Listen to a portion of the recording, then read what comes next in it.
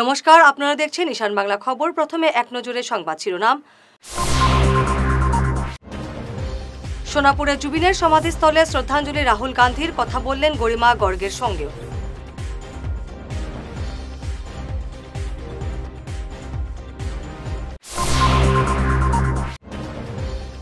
কালাইনে ফের 14 রোহিঙ্গা নাগরিক আটক।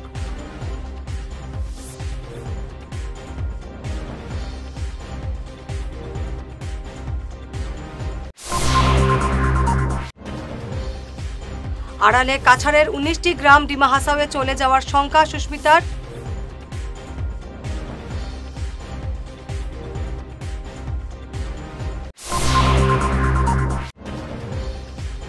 অক্টোবর থেকে শুরু হচ্ছে শিলচর আগরতলা বিমান পরিষেবা।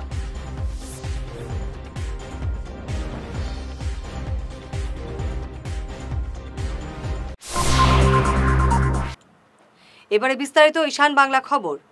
জুবিন গর্গের সমাধিস্থলে শ্রদ্ধাঞ্জলি জানালেন কংগ্রেস নেতা রাহুল গান্ধী। এদিন গুয়াহাটি বিমানবন্দর থেকে রাহুল গান্ধী সোজা চলে যান সোনাপুরে জুবিন গর্গের সমাধিস্থলে। সেখানে জুবিনের সমাধিতে গভীর শ্রদ্ধাঞ্জলি জানান রাহুল। পরে জুবিনের কাহিলিপাড়ার বাড়িতে গিয়ে গরিমা শইকিয়া গর্গের সঙ্গে সাক্ষাৎ করে সমবেদনা জানান কংগ্রেস নেতা। Today, while I was coming, Gaurav said that Zubinji said that he was Kanchenjunga. And immediately it connected to me that he was Kanchenjunga because he had the qualities of Kanchenjunga. You can see the worth of a person in their house. I just came from Zubinji's house. He had wealth, he had success, and he had humility, which is something that Assam should be extremely proud of. I told Zubinji's father that his wisdom, his support built Zubinji, gave a voice to this wonderful state, and that we all thank him, the entire family, and of course Zubin Gargji for what they have done, not just for Assam but for the whole country. I said I'm sad when I come here. It's a tragedy that the whole state has faced. I spoke to the family and they only said one thing to me, that we have lost our Zubin, and all we want is that the truth should be clear, that we who love him so much, and the people of Assam who heard him, whose lives he changed, who also loved him, want to know what happened. And they want to know what happened because they want closure. And I think it is the duty of the government to quickly investigate what has happened, transparently investigate what has happened, and tell the family, Zubinji's widow,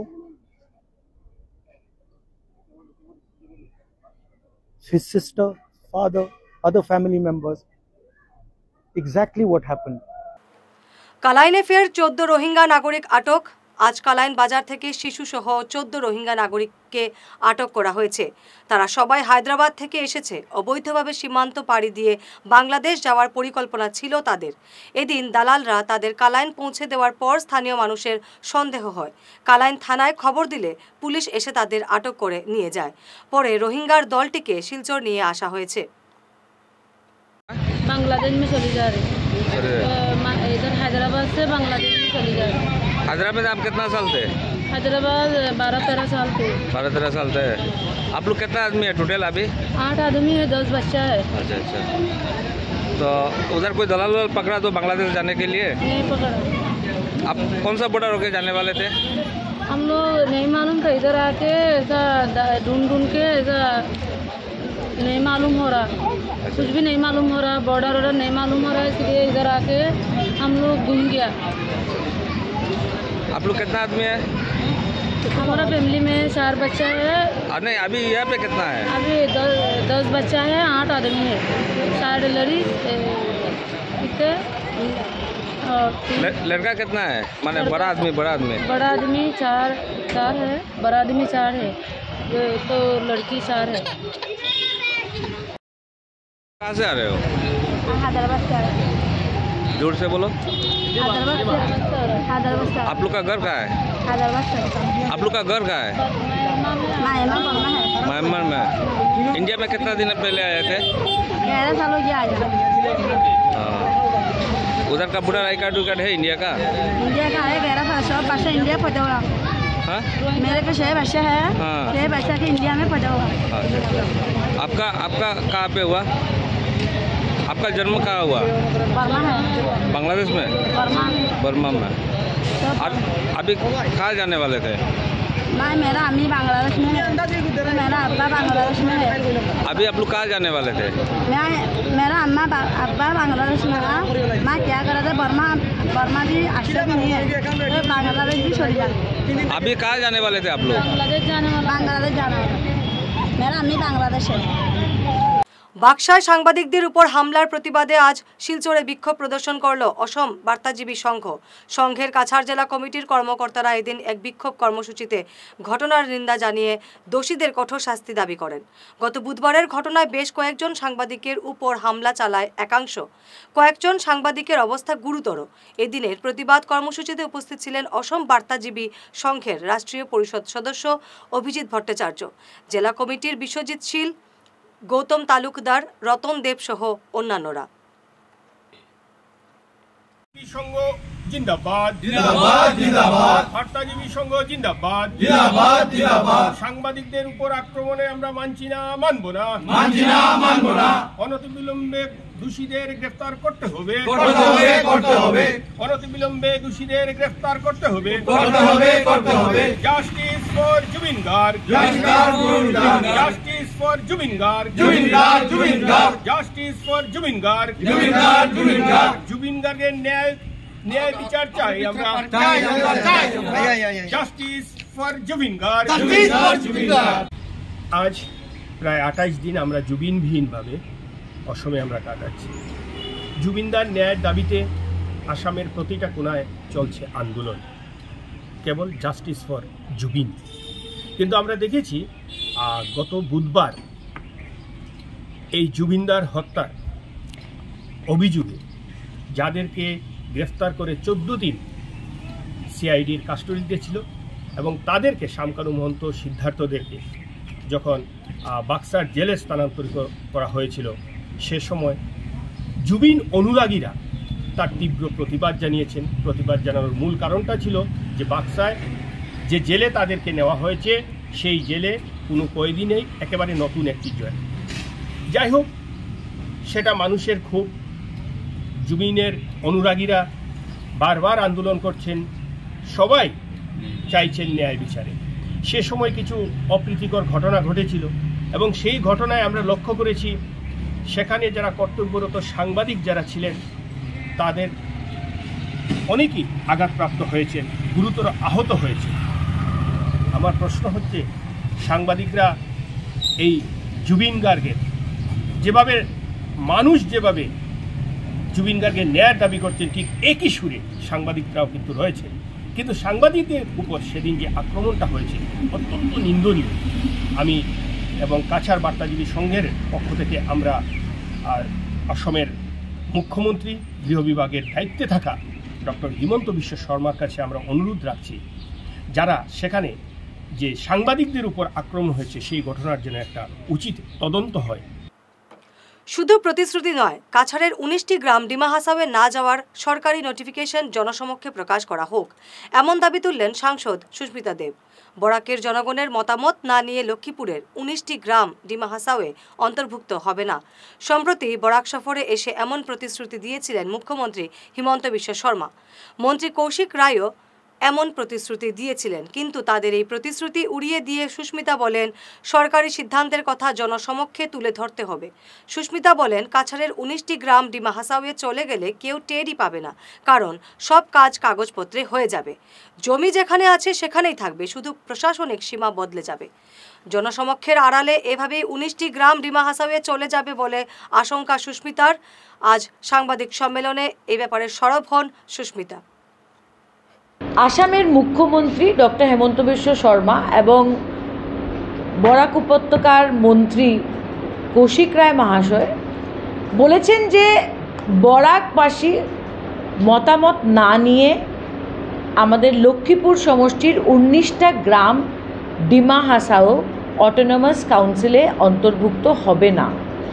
আমি মাননীয় মন্ত্রী mister রায় আর doctor হেমন্ত বিশ্ব শর্মাকে জিজ্ঞেস করতে চাই যে আপনারা বলেছেন যে এইগুলা গ্রাম যাবে না, এই যে যাবে না এটার গভর্নমেন্ট অর্ডারটা কোথায়? বিজেপির কোনো নেতা, মন্ত্রী, এমএলএ, এমপি যারা বরাকে আছেন বা কাছাড়ে আছেন, আপনারা কি লিখিতভাবে আসাম গভর্নমেন্টকে এটা জানিয়েছেন?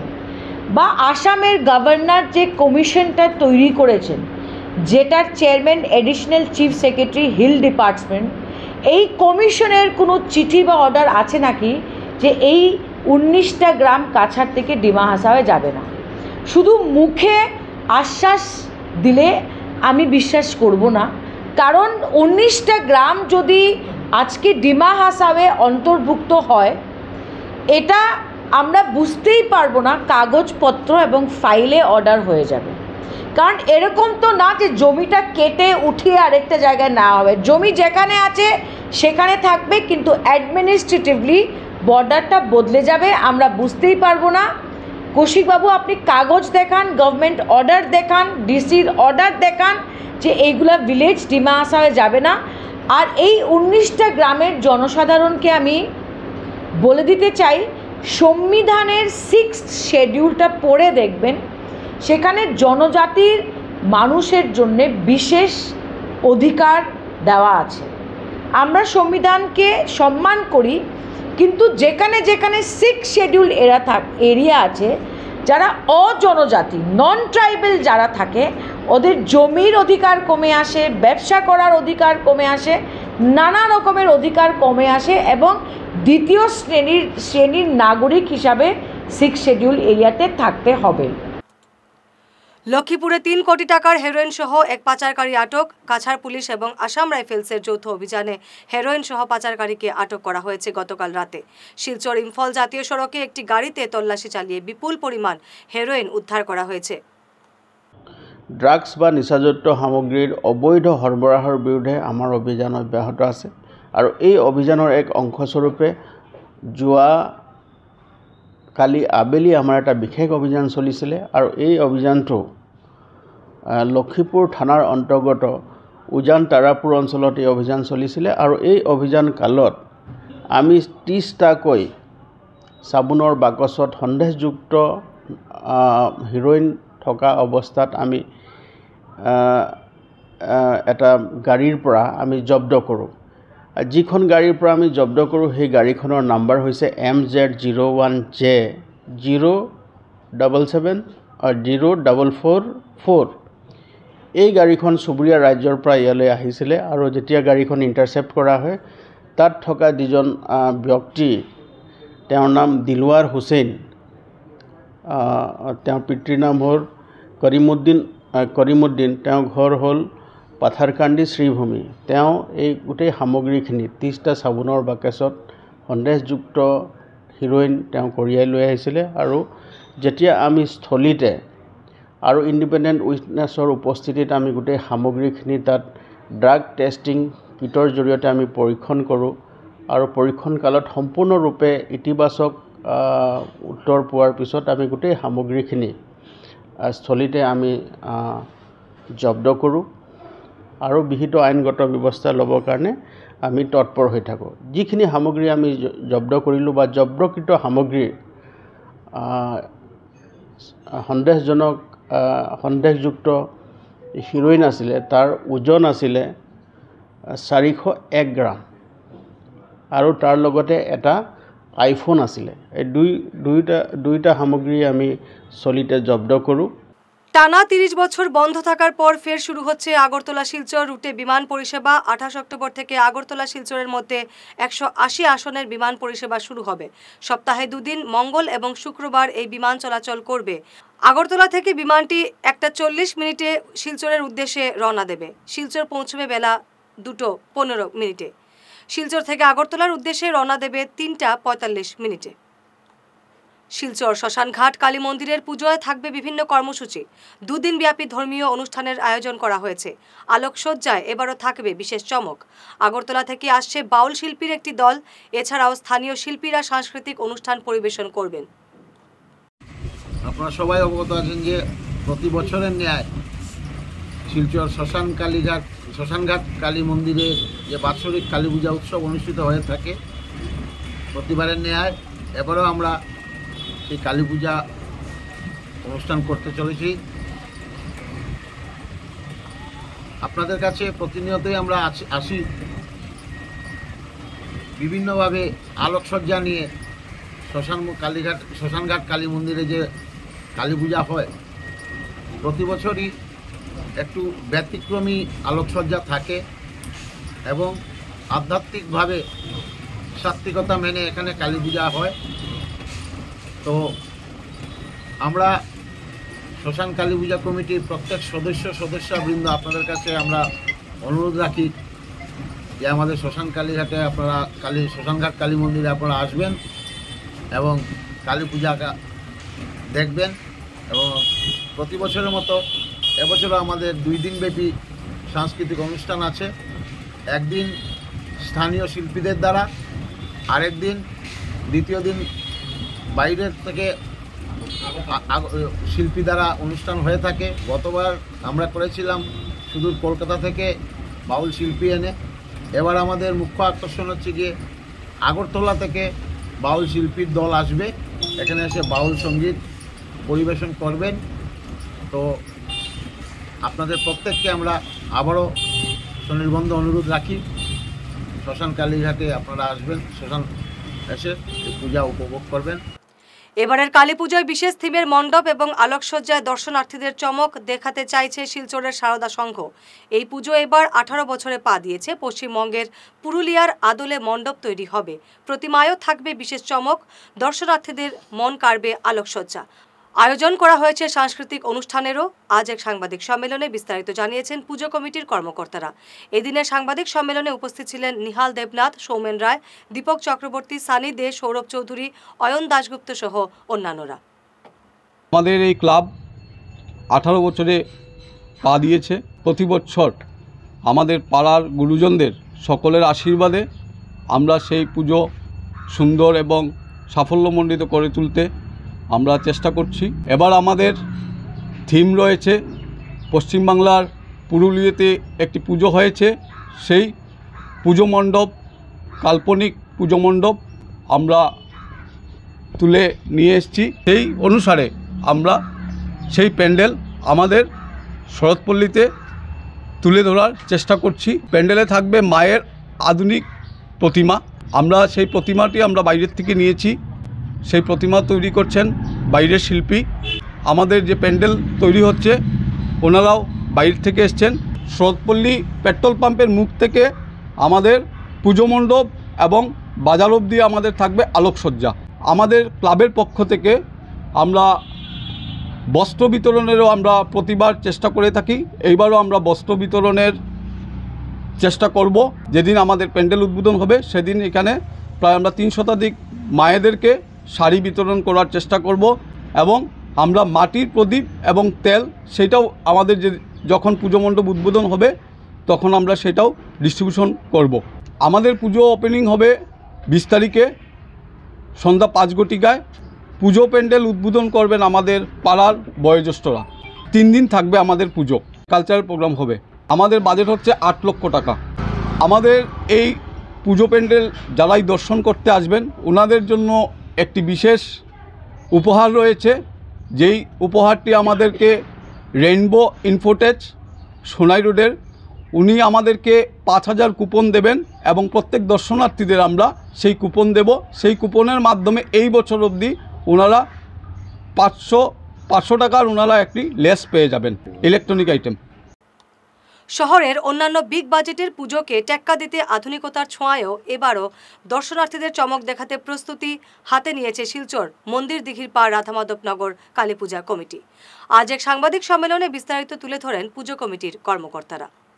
আমাদের যে উদ্দেশ্য থাকে পূজার সঙ্গে সঙ্গে যেটা নবপ্রজন্মকে ধার্মিক দিক দিয়ে আকৃষ্ট করা, তার জন্য আমরা একটা ধার্মিক থিমটাকেই বেছে নিয়েছি। আর মহাকুম্ভর থেকে ভালো থিম আমি মনে করি ধার্মিক দিক দিয়ে আর হয় না। তো সেই জিনিসটাকে কিছু দৃশ্যপট, এত আর করা যাবে না, এটা বিশাল ব্যাপার, কিছুটা দৃশ্যপট আমরা এখানে তুলে ধরার চেষ্টা করছি।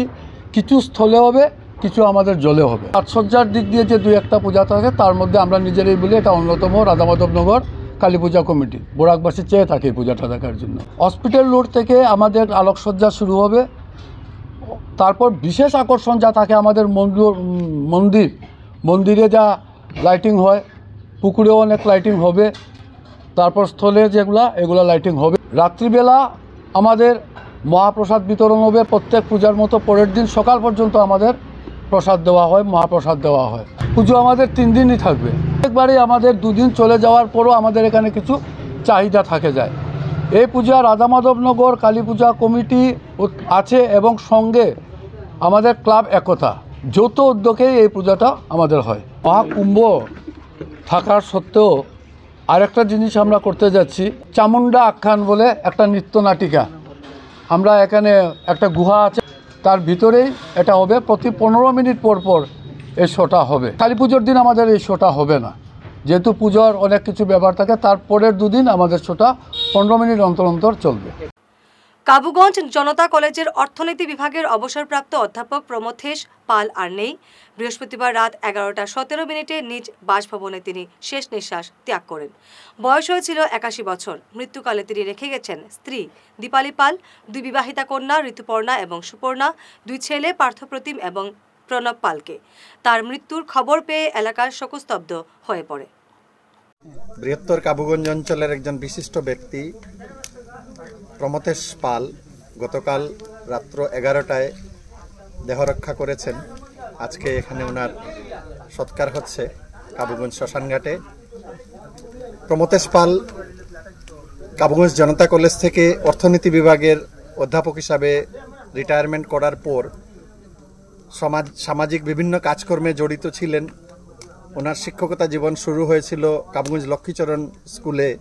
পরবর্তীকালে উনি জনতা কলেজে অধ্যাপনা করেন এবং 2004 সনে সেখান থেকে উনি অবসর গ্রহণ করেন।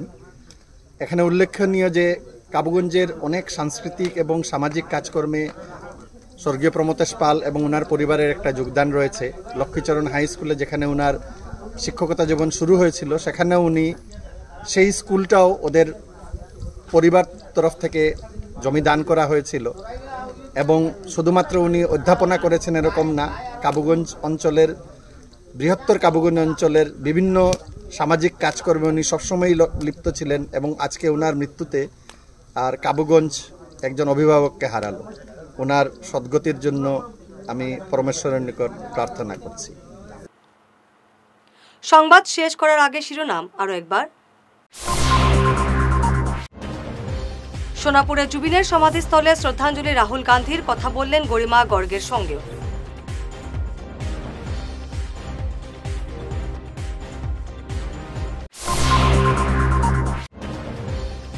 কালাইনে ফের 14 রোহিঙ্গা নাগরিক আটক।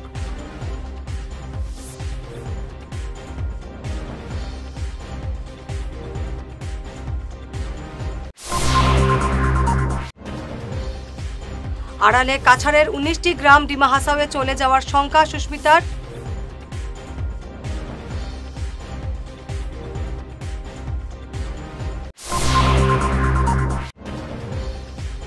অক্টোবর থেকে শুরু হচ্ছে শিলচর আগরতলা বিমান পরিষেবা।